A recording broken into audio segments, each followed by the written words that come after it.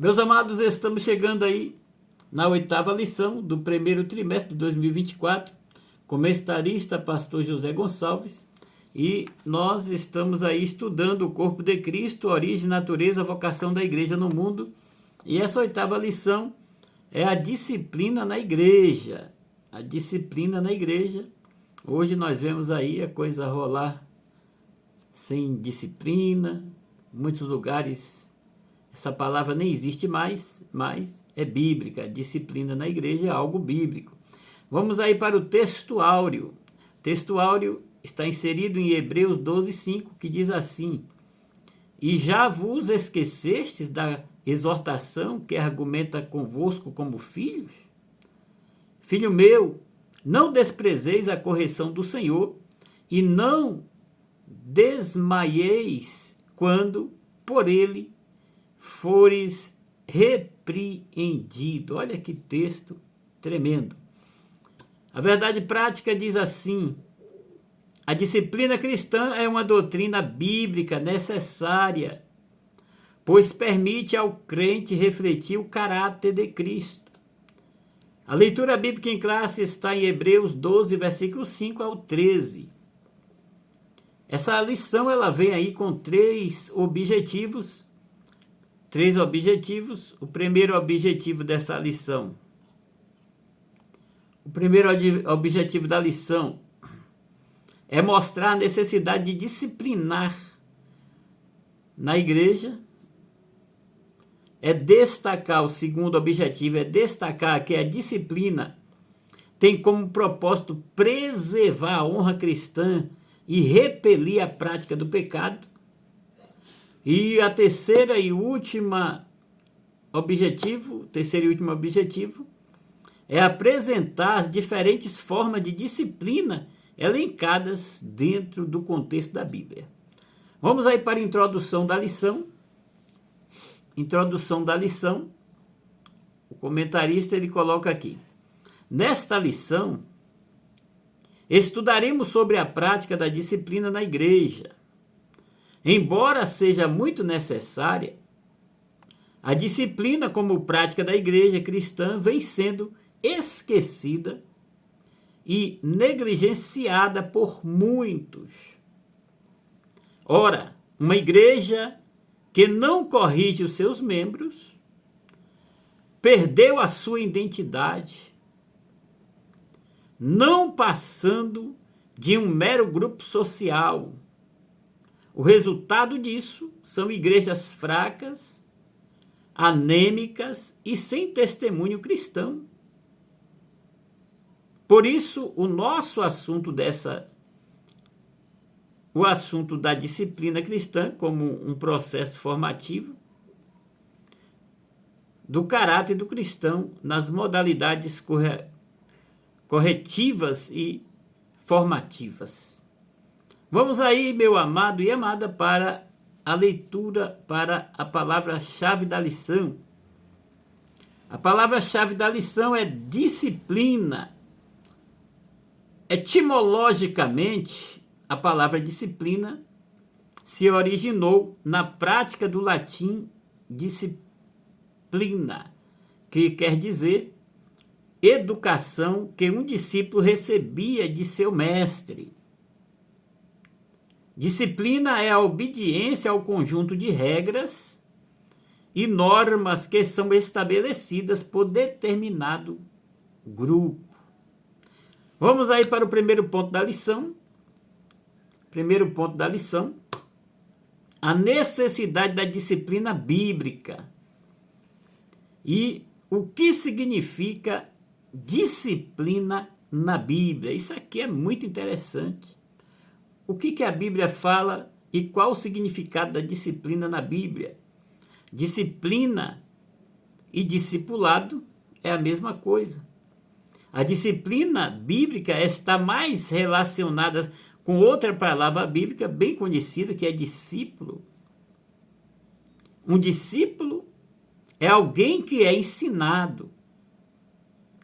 E no Novo Testamento, discípulo tem uma especial referência a aprender, a observar todos os mandamentos do Mestre Jesus. O que é uma disciplina espiritual? Por sermos ainda pecadores, falhos e imperfeitos, entendemos que a disciplina é uma necessidade também para nossos dias. Cristo nos ensinou e ordenou a sua prática lá em Mateus 18, 15 ao 20. Uma igreja que não exerce a disciplina aos membros faltosos que estão vivendo na prática do pecado, que estão constantemente no erro. Uma igreja que não disciplina, destrói a si mesma e perverte o ensino do Evangelho de nosso Senhor Jesus Cristo. Uma igreja que não pratica a disciplina certa, bíblica, constante, cuidadosa, atenciosa, respeitosa, firme e afetuosa, não deve observar a ceia do Senhor de forma alguma. A disciplina deve ser feita com amor, compaixão, sem vingança, sem ódio ou retaliação. Depois você lê aí em Gálatas 6:1. Então vale lembrar também que disciplina é um ato de compaixão, purificação e amor de nosso Deus Pai.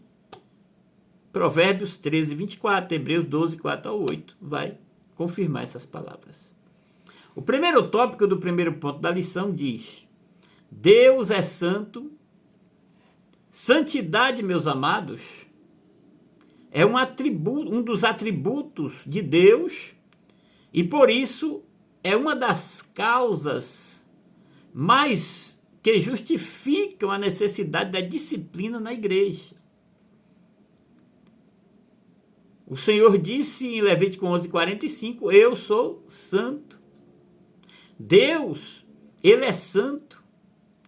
E como tal, deve ser reconhecido como santo. O Senhor Jesus, Ele mostrou na oração do Pai Nosso a necessidade do reconhecimento da santidade de Deus. Em Mateus 6:9, santificado seja o seu nome. Oh, glória! Quando Deus se faz presente, a nossa pecaminosidade se evidencia. E vendo isso, Simão Pedro prostou-se aos pés de Jesus, dizendo, Senhor, ausenta-te de mim, porque sou um homem pecador, em Lucas 5:8.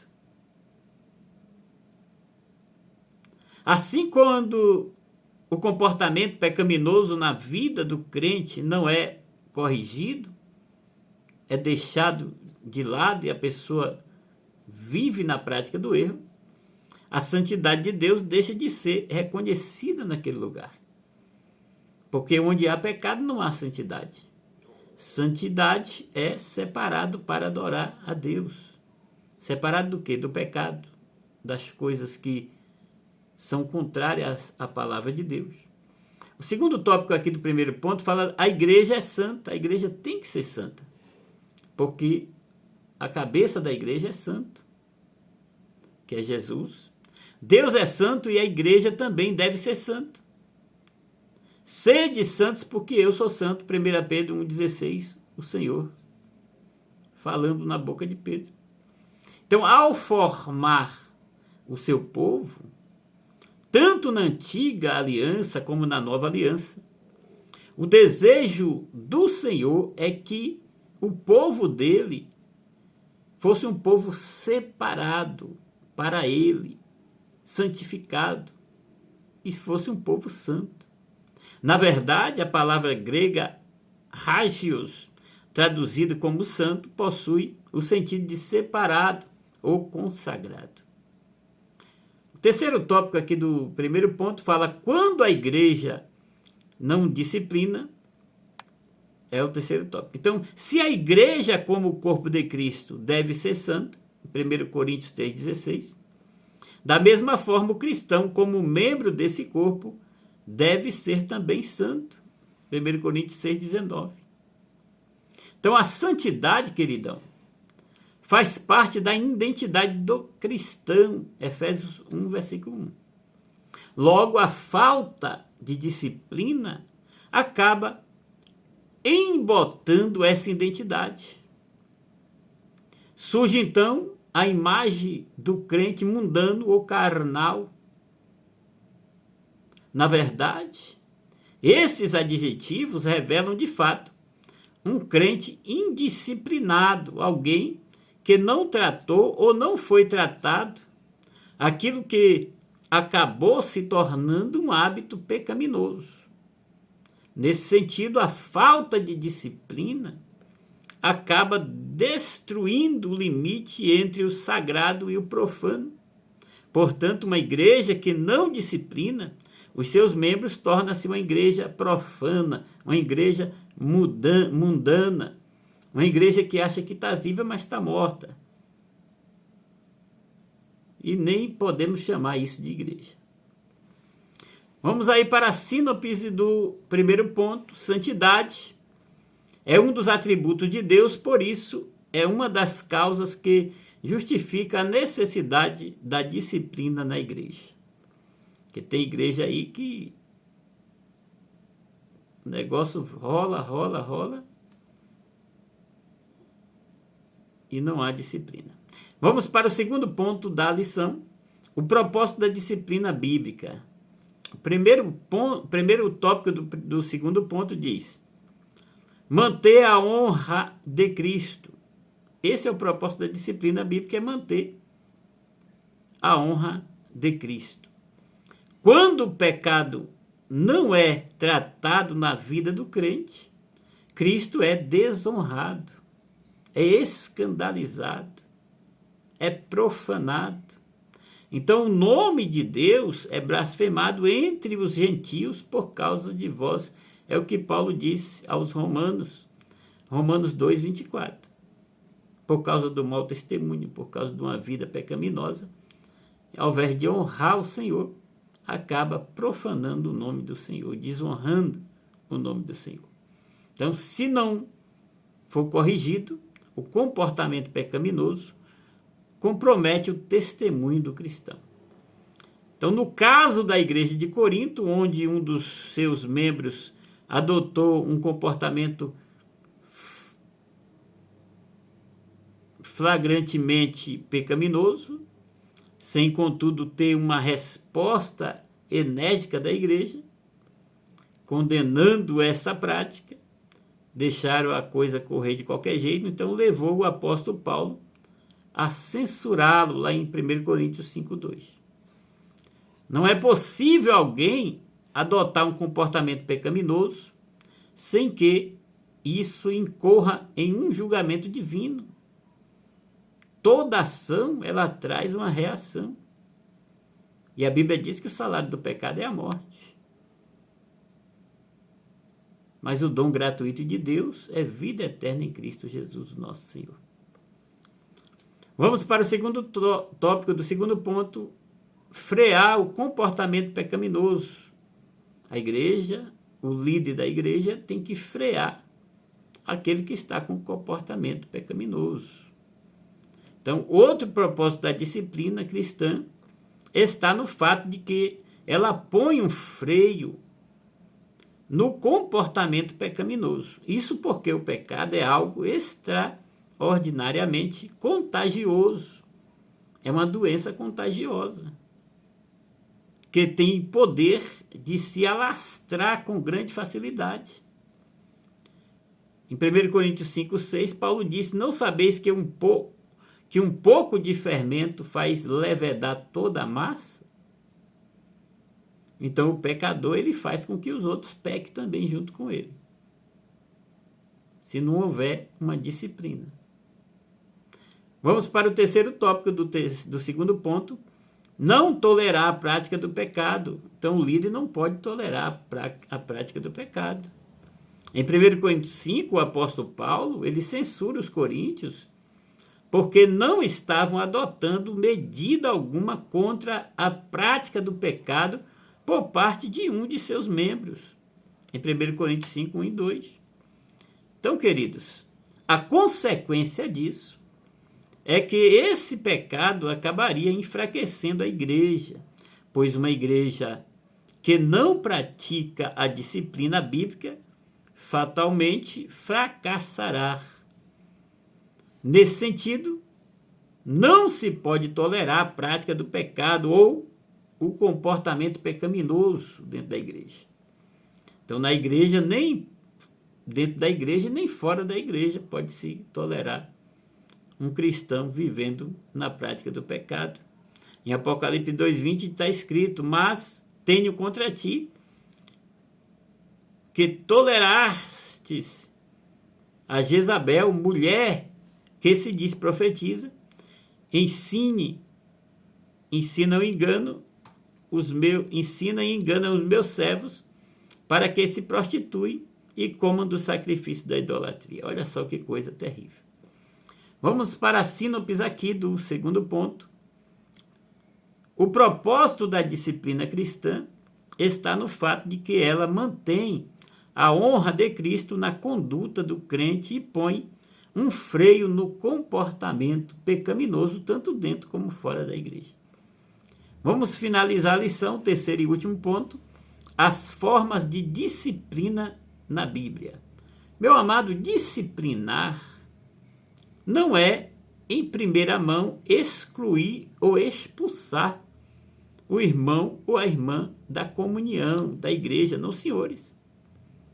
Existe pelo menos 4 passos na disciplina bíblica. E nisso nós precisamos entender. Eu vou repetir. Disciplinar não é, em primeira mão, excluir ou expulsar o irmão ou a irmã da comunhão. Não, não, senhores. Existe pelo menos 4 passos na disciplina bíblica. O primeiro passo é educação. A disciplina, ela traz educação. É a disciplina que envolve conselho, instrução, repreensão, orientação, para que a pessoa mude de vida. E quando o crente é instruído na palavra, pessoalmente, do púlpito pelos irmãos ou pelos líderes, isso vai causar um efeito positivo nesse irmão, nessa irmã. O segundo passo da disciplina bíblica é correção. Primeiro é educação, segundo, correção. A pessoa é formalmente orientada a se afastar do erro e do pecado, a viver uma vida santa, digna na presença do Senhor. Essa pessoa é acompanhada e deve prestar contas de sua vida a fim de que seja observada se está mesmo procurando viver para agradar a Deus ou quer já viver mesmo na prática do pecado. Então, primeiro, educação, segundo, correção. E o terceiro passo da disciplina é suspensão. Então, foi educado, houve a correção, agora tem a suspensão, se nada disso resolveu. Então, as faltas e pecados vão se tornando públicos ou são escandalosos demais. Após entrevistar a pessoa e dar-lhe oportunidade de se defender ou admitir o seu pecado, o conselho o suspende da ceia do Senhor. No caso de líderes, de obreiros, além da suspensão da ceia do Senhor, pode ser por um tempo determinado ou indeterminado, dependendo do pecado que a pessoa está cometendo, e perde a posição também e os privilégios e as honras envolvidas no cargo que exerce. E o quarto e último passo da disciplina bíblica é a exclusão. Aí já é em última instância, a exclusão. Quando a pessoa endurece o seu coração e continua no pecado e não dá frutos de arrependimento, aí essa pessoa não faz parte do corpo, é excluída porque não quis de forma alguma se arrepender. Então, meus amados, a disciplina, para finalizar, o quinto passo aí, o último, é a disciplina como forma de restauração. A palavra grega catartizo, traduzida aqui como encaminhai o tal, significa, na verdade, restaurar. É usado em Mateus 4:21, para se referir aos reparos, remendos das redes de pescas dos pescadores. O sentido, portanto, é fazer com que a pessoa atingida pelo pecado seja restaurada ao seu anterior estado de bem-estar com Deus, de comunhão com Deus, de vida com Deus, da mesma forma que uma rede de pesca volta à sua utilidade após ser remendada, ser consertada. Então, nesse aspecto, dizemos que a disciplina cumpre o importante papel de restaurar o ferido, conforme a instrução do apóstolo Paulo à igreja de Corinto, para que restaurasse os faltosos e trouxesse, depois de restaurados, a comunhão. 2 Coríntios 2, 5 e 8. Vamos aí para a síntese do terceiro ponto da lição. A disciplina faz com que a pessoa atingida pelo pecado seja restaurada ao seu anterior estado de bem-estar com Deus. Vamos concluir a lição. Nesta lição, vimos o valor da disciplina cristã sob diferentes aspectos. A disciplina se mostra necessária quando sabemos que Deus é santo e exige que o seu povo também seja santo. Por outro lado, a disciplina também cumpre os propósitos de Deus quando ela conduz o cristão a se conformar com o caráter de Cristo e viver uma vida de comunhão. Então, uma igreja indisciplinada, uma igreja que não usa a disciplina, portanto, perdeu o bom cheiro de Cristo. Que Deus te abençoe.